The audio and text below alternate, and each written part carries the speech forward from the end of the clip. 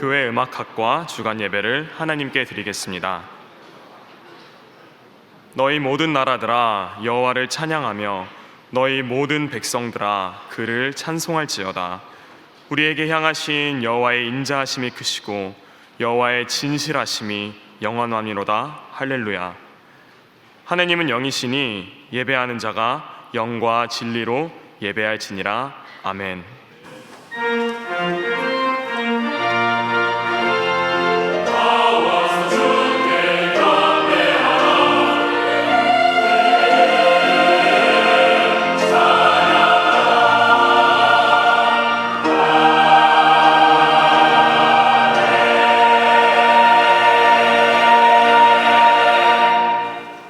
사랑이 충만하신 하나님, 우리의 예배를 받으시기에 합당하십니다. 우리를 포기하지 않으셔서 매일 11시 15분 예배 자리로 초대해 주시고 예배자로 세워주심에 감사합니다. 지금 이 시간 가운데 역사하시는 성령님이 오늘 교회 음악학과 주간 예배에서도 역사하셔서 하나님께서 기뻐 받으시는 거룩한 예배로 올려드리게 하여 주시옵소서. 예수님의 이름으로 기원합니다.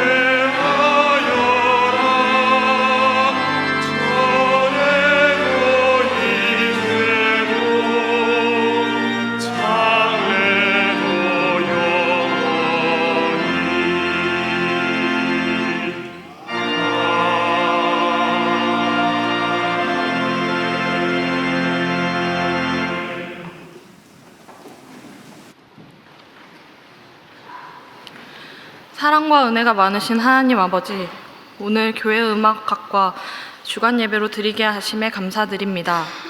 지난 목요일에 있었던 정기 연주회를 은혜롭게 끝나게 해주심에도 감사드립니다. 찬양의 가사처럼 오직 예수 그리스도를 닮아가는 그런 자들이 될 수 있도록 도와주세요. 교회 음악함에 있어서 우리를 창조하신 하나님께 어떠한 음악으로도 찬양할 수 있는 교회 음악인이 될 수 있길 원합니다. 저희의 찬양의 고백이 그냥 하는 것이 아니라 오직 신령과 진정한 마음으로 주님께 드려질 수 있도록 도와주세요. 또한 교회 음악학과뿐만 아니라 신학과, 기독교 교육과 학생들이 감당하고 있는 모든 일들 가운데 주님이 함께하여 주세요. 이 시간 교회 음악학과 학생들의 찬양을 주님 홀로 기뻐 받아주시고 말씀 전하시는 고용진 목사님에게 성령의 은혜를 부어주사 듣는 이들에게까지 전해질 수 있도록 도와주세요. 오직 주님만이 나의 전부임을 고백하는 장신 공동체가 되길 바라며 이 모든 말씀 예수님의 이름으로 기도드립니다. 아멘.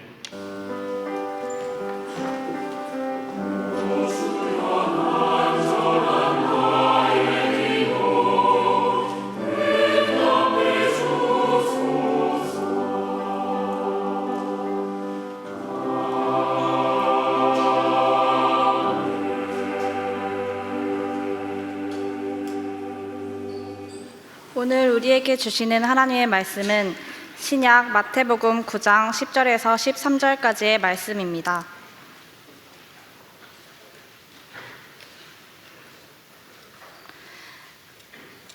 마태복음 9장 10절에서 13절 말씀을 이제 봉독합니다. 하나님의 말씀을 경청하십시오. 예수께서 마태의 집에서 앉아 음식을 잡수실 때에 많은 세리와 죄인들이 와서 예수와 그의 제자들과 함께 앉았더니 바리새인들이 보고 그의 제자들에게 이르되 어찌하여 너희 선생은 세리와 죄인들과 함께 잡수시느냐? 예수께서 들으시고 이르시되 건강한 자에게는 의사가 쓸데없고 병든 자에게라야 쓸데있느니라. 너희는 가서 내가 긍휼을 원하고 제사를 원하지 아니하노라 하신 뜻이 무엇인지 배우라. 나는 의인을 부르러 온 것이 아니요 죄인을 부르러 왔노라 하시니라. 이것은 우리 주님의 말씀입니다.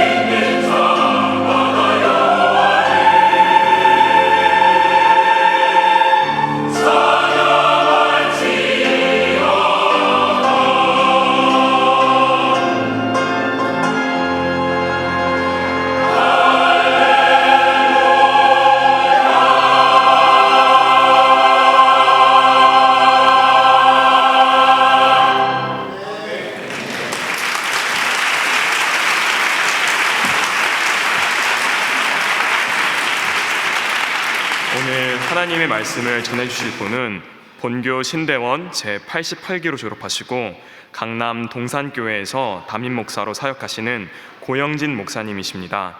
성경대로 살지 마라 라는 제목의 말씀을 전하실 때 하나님의 음성을 듣는 시간이 되길 소망합니다.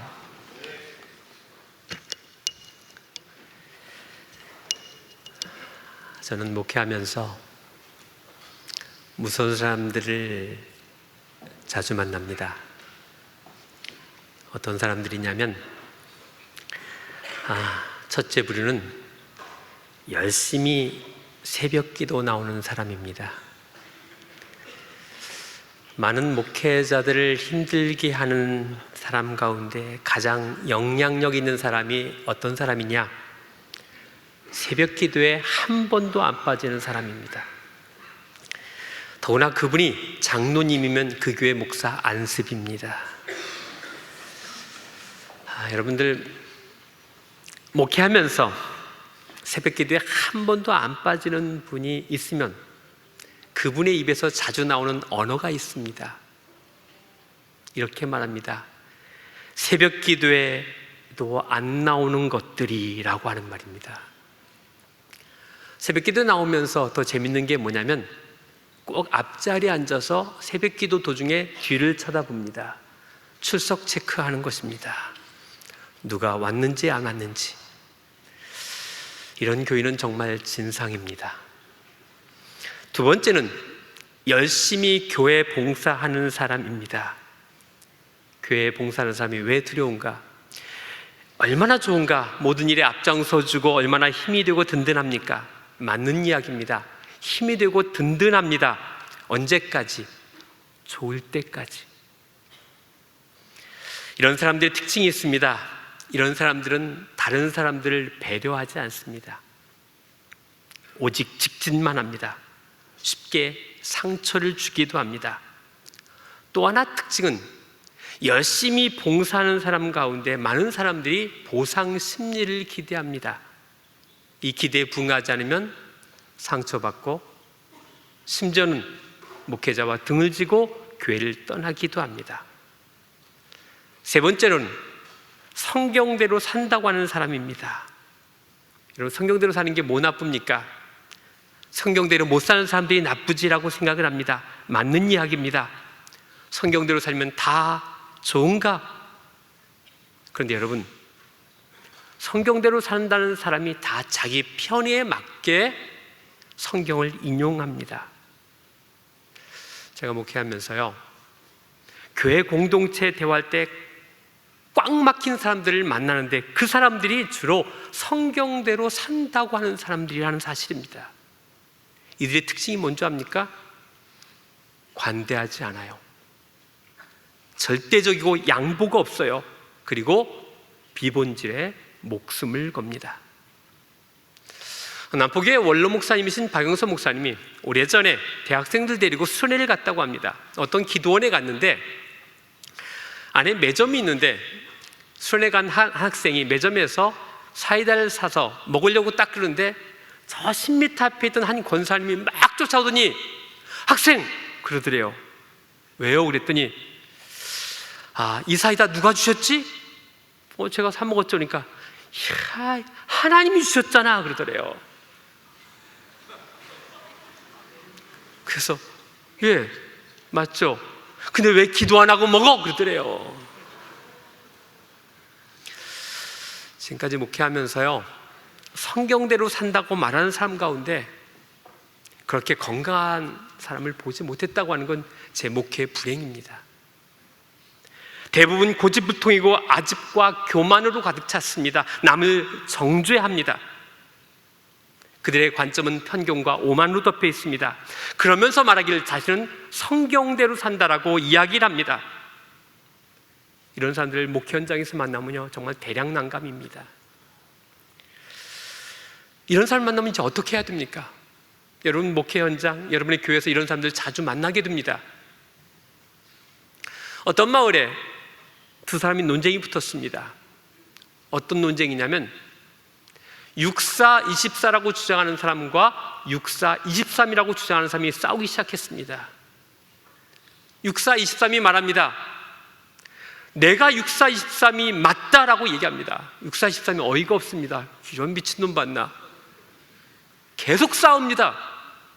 그래서 안 되겠다 싶어서 그 고을 사또에게 가서 묻습니다. 6424가 말합니다. 사또님, 이놈 미친놈 보세요. 6424, 6423이라고 말합니다. 라고 계속 소리 높입니다. 그러니까 6423이 무슨 소리냐고, 사또님 6423이지 어떻게 6424냐라고 말합니다. 한참 듣더니 사또가 묻습니다. 6423에게 묻습니다. 6423이 맞냐? 라고 묻으니까 사또님 6423 맞잖아요. 사또가 알겠다. 6424에게 묻습니다. 6424가 맞지? 사또님 6424가 맞잖아요. 그래, 판결을 내리겠다 라고 말하면서 6424 주장하는 저놈을 곤장 10대를 떼서 돌려보내라 라는 거예요. 이해가 안 갔어요. 6424가 화가 났습니다. 사또님 6424가 맞지 어떻게 6423이 맞냐고 얘기합니까? 사또가 말합니다. 내가 언제 6423이 맞느냐고 했냐? 야, 이 멍청한 놈아, 6424하고 싸우는 네가 멍청한 놈이다. 여러분, 교회에서 아니면 심지어 학교에도 6423 많아요.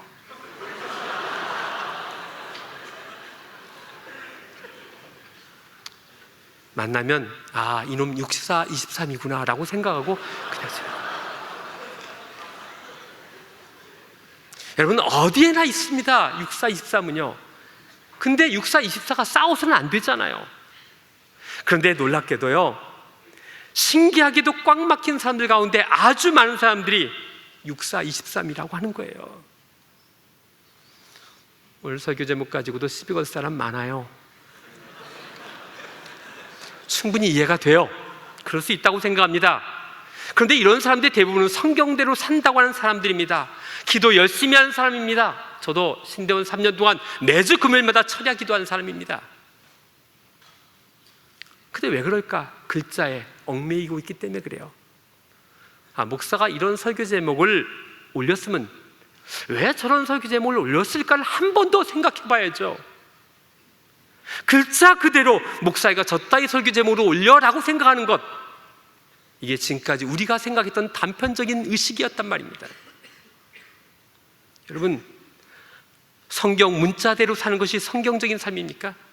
저는 가끔 기독교 방송에 들어요. 듣다가 확 꺼버려요. 너무 역겨운 설교들이 너무 많아요. 그런데 그분들의 설교에 대부분은 성경을 엄청나게 인용해요.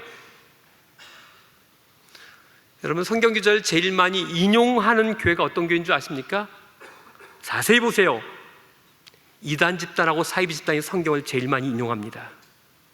성경으로 시작해서 성경으로 끝나는 것 같은데 성경적이지 않아요. 여러분, 처음부터 끝까지 성경 구절을 가지고 설교를 해도 성경적인 설교가 아닐 수 있고, 설교 시간에 단 성경 구절 한 구절을 인용하지 않아도 그게 성경적인 설교일 수 있다고 하는 거예요. 지금까지 한국교회가 성경대로 하지 않아서 문제인가요? 대형교회 건축을 하고 부도를 내는 다음에 그들은 성경적이었다라고 말해요. 하나님의 뜻이었다라고 말해요. 한국교회가 세습의 문제로 몸살을 앓고 있어요. 세습하는 교회 목회자에게 물어보세요. 그게 다 성경적이고 하나님이 원하는 거라고 말해요. 다 성경대로 했다라는 거예요. 종교개혁자들이 오직 성경으로 하는 이 종교개혁의 표가 이제는 바뀌어야 돼요. 오직 성경의 정신으로. 성경이 재해석되어야 한단 말입니다. 성경의 자구에서 벗어나 성경에서 말하고자 하는 성경의 정신으로 돌아가야 진짜 신앙이 바른 거예요. 한국의 기독교인들이 미국의 신학자나 기독교인들을 보면서 깜짝 놀라는 게 있대요. 서구 신학자나 목회자들이 성에 대해서 관대하고 술, 담배를 허용하는 데서 의아합니다. 또 교회에서 동성애 문제를 가지고 자유롭게 토론의 대상이 되고 술, 담배 문제가 교회에서 전혀 문제가 안 되는지 도대체 이해가 할 수 없다라고 한국의 기독교인들은 말한다는 거예요. 그런데 반대로 미국의 신학자나 기독교인들은 한국 기독교인들을 보면서 깜짝깜짝 놀란다는 거예요. 한국의 기독교인들은 기초적인 공중도덕에 대한 불감증, 기본적인 기업윤리, 기독교인들의 정치윤리에 대해서 이렇게 관대하다 못할 용인하는지 놀란다는 거예요. 동성애 문제, 술, 담배에서는 펄쩍펄쩍 뛰면서 회사 돈으로 헌금하고 기업 카드로 자신의 사적을 노리고 기독교 정치인들이 불법을 행하고 노동자들을 탁취하는 기독교인들이 거짓말하는 것은 왜 그렇게 관대한가에 대해서 이해가 안 된다는 거예요.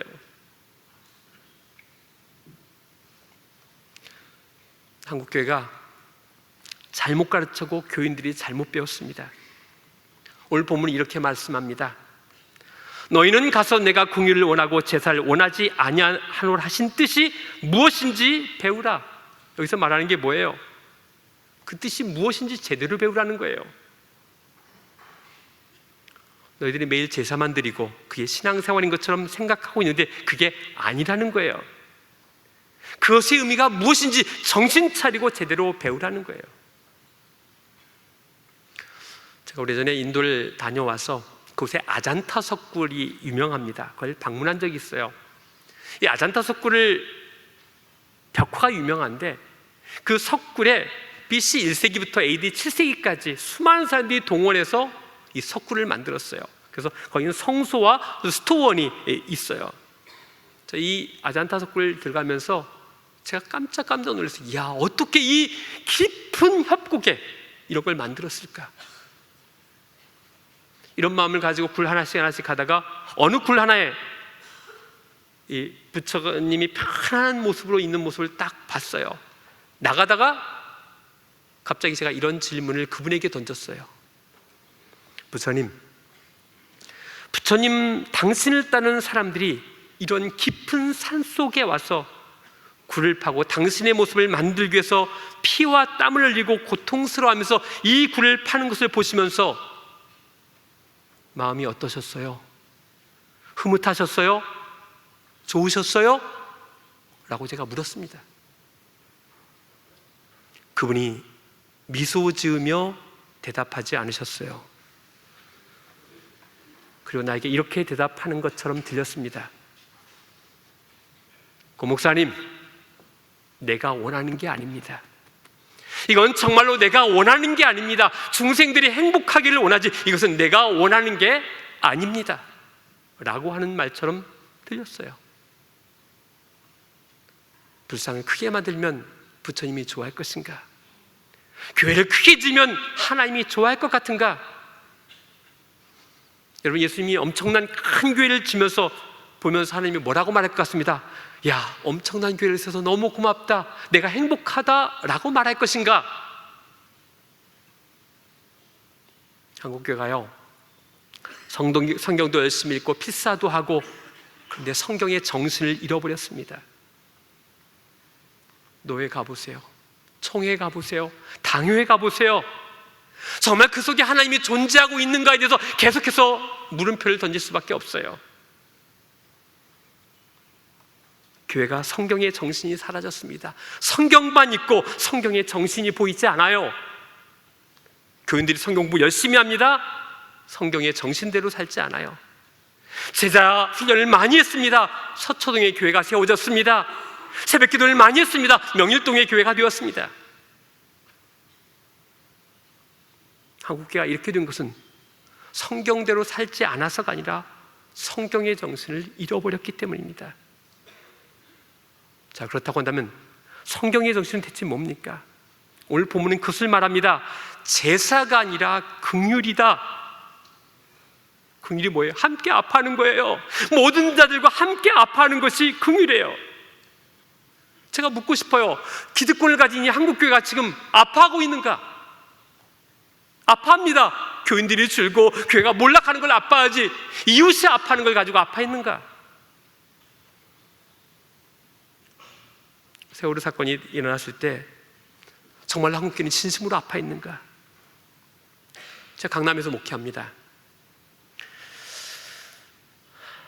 세월호가 일어났을 때 제가 벽에다가 노란색으로 함께 아파한다고 하는 플랜카드를 걸었습니다. 우리 교인들은 아무 말도 안 하는데 주변에서 난리입니다. 아니, 교회가 플랜카드 하나 제대로 걸지 못하는 교회가 교회인가? 교회가 교회답지 못합니다. 세월호 사건이 무슨 정치적입니까? 배 타고 가다니 죽었잖아요. 근데 그 죽은 이유도 모르고 죽었잖아요. 내 자식이 죽었다고 한번 생각해 보시기 바랍니다. 눈물 나지 않겠어요? 분통 터지지 않겠어요? 근데 우리는, 한국교회는 어디에 목숨을 겁니까? 긍휼이 아니라 제사에 목숨을 겁니다. 제사를 위하여 교회 건축을 크게 하고 제사를 위하여 멋진 음향과 쾌적한 환경을 조성합니다. 근데 오늘 성경은 그게 아니라는 거예요.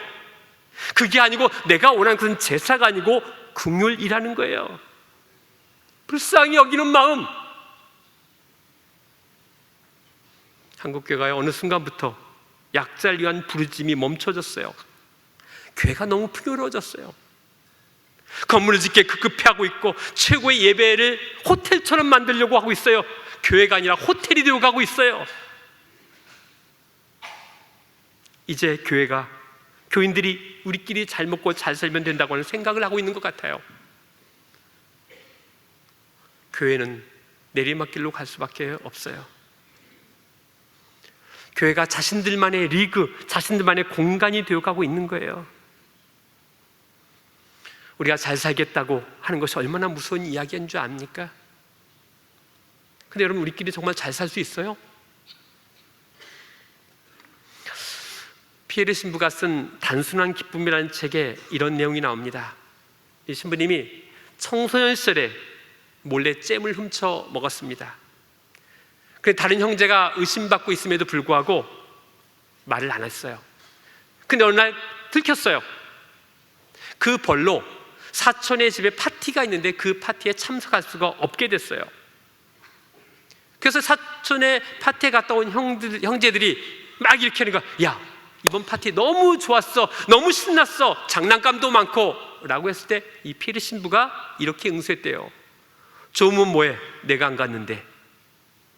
그 얘기를 들은 이 아버지가 근심스러운 표정으로 이 피에르 신부님에게 이렇게 말했대요. 내가 좀 전에 형에게 한 말을 들었다. 그런 끔찍한 말이 어디 있느냐? 너는 너밖에 모르느냐? 너는 다른 사람이 행복한 걸 보고 기뻐해 줄 줄 모른단 말이냐? 이야기를 들은 피에르 신부는 지금까지 자신이 살아온 세계가 다 무너지고 다른 세계가 그 자리를 차지하는 것 같은 느낌이 들었다고 말해요. 여기서 피에르 신부가 말합니다. 내가 행복하면 나도 행복하고 내가 고통받으면 나도 고통받는다는 진리를 발견했다고 하는 거예요. 사랑하는 여러분, 기억해야 됩니다. 기독교는 세상의 주류가 아닙니다. 세상 속의 주류가 되어서는 안 됩니다. 세상 속의 기독교가 주류가 되는 순간 하나님의 관심은 멈추십니다. 하나님은 늘 아웃사이드셨습니다. 예루살렘의 주사역처가 아니라 갈릴리 촌동네였습니다. 애통하는 사람들의 관심이었습니다. 그래서 예수님이 사역이 시작되면서 이렇게 선포했습니다. 주의 성령이 내게 임하셨으니 이는 가난한 자에게 복음을 전하게 하시려고 내게 기름을 부으시고 나를 보내사 포로된 자에게 자유를, 눈먼 자에게 다시 보게 함을 전파하며 눌린 자를 자유롭게 하고 주의 은혜를 전파하게 하려 하심이라 하였더라. 이제 한국교회가 성경대로 산다고, 성경 공부를 많이 했다고 자랑할 것이 아니라 성경에 정신이 깃들여진 한국교회가 되기를 진심으로 원합니다. 기도하겠습니다. 사랑의 아버지 하나님, 진심으로 감사를 드립니다. 오늘도 하나님 앞에 나와 예배합니다. 참으로 힘든 시간을 한국교회가 보내고 있습니다. 부르짖음을 잊어버린 교회, 주변을 돌보지 않는 교회, 성경대로만 산다고 고집하는 어리석은 교회, 우리가 되지 않게 하여 주시옵소서. 성경이 말씀하고자 하는 성경의 정신대로 살아가게 하여 주시옵소서. 이제 성경의 정신으로 돌아가 하나님이 기뻐하는 삶을 살아가는 한국교회와 그리스도인 되게 하여 주시옵소서. 특별히 장로의 신학교회 복을 내려주시고 이곳에 속한 모든 공동체원들이 하나님이 기뻐하는 그리스도인 목회자 되게 하여 주시옵소서. 희망이 사진 이 한국교회, 이 학교가 희망이 되게 하시고, 절망에 빠진 이 한국교회 한 줄기 빛이 이곳에서 나오게 하여 주시옵소서. 우리에게 힘내라고 말씀해 주시는 예수님의 이름으로 기도드립니다. 아멘.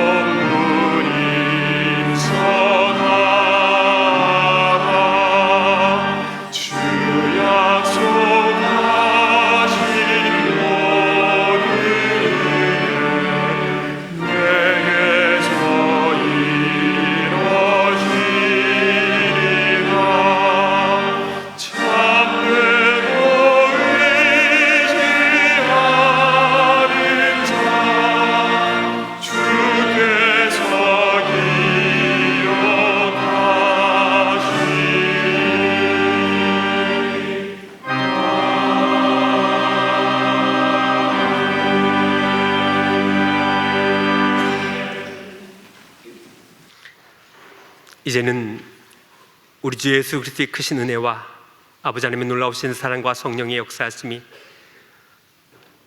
하나님께서 성경의 정신대로 이 땅에 살기를 희망하며 오늘 예배한 사랑하는 장로의 신학대학 학생들과 신대원 학생들 위해, 그리고 이 예배를 주관하는 교회 음악과 학생들 위해, 그리고 치열한 그들의 삶의 현장 위에 이제부터 영원까지 함께 하셨기를 간절히 축원하옵나이다. 아멘.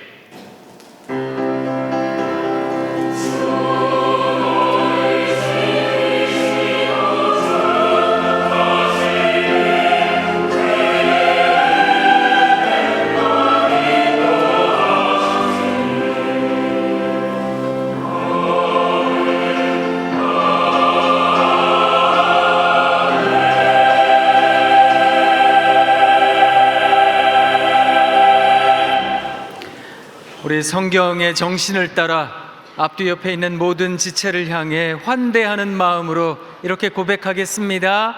사랑합니다. 사랑합니다. 사랑합니다. 우리 앞뒤 옆에 있는 형제와 자매를 향해 고백하겠습니다. 보고 있어도 그립습니다. 이 깊어가는 가을에 옆에 있는 지체를 향해 감탄하도록 하겠습니다. 우와, 이야. 오늘 교회음악학과의 귀한 찬양 감사합니다. 애써주신 교회음악학과 모두를 위해 박수해 주시면 좋겠습니다. 고맙습니다. 그리고 한 가지 여러분들께 공지 드릴 것이 있습니다. 광고할 것이 있는데요. 한경균 목사님께서 이렇게 메시지를 남겨주시기도 했는데요.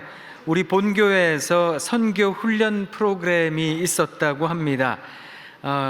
CWM에서 진행해 왔던 선교 훈련 프로그램을 위해 애써주신 교수님들께 우리 모든 장신 공동체에 감사하다는 메시지를 주기도 하셨는데요. 오늘 우리 그 지체들이 함께 예배를 드렸습니다. 잠깐 일어나실 때 우리 따뜻하게 박수해 주시면 좋겠습니다.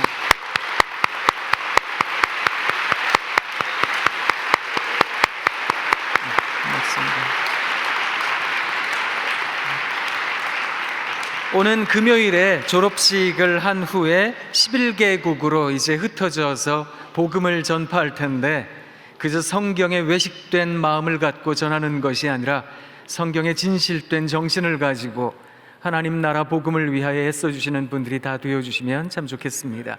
이제 오늘 하루도 주님 은혜 가운데 씩씩하고 당당하시기를 빕니다. 이제 후주와 함께 세상으로 나아갈 텐데요. 사랑하는 여러분, 후주의 은혜와 감동을 누리길 원하는 분들은 그 자리에 앉아주셔도 좋겠습니다.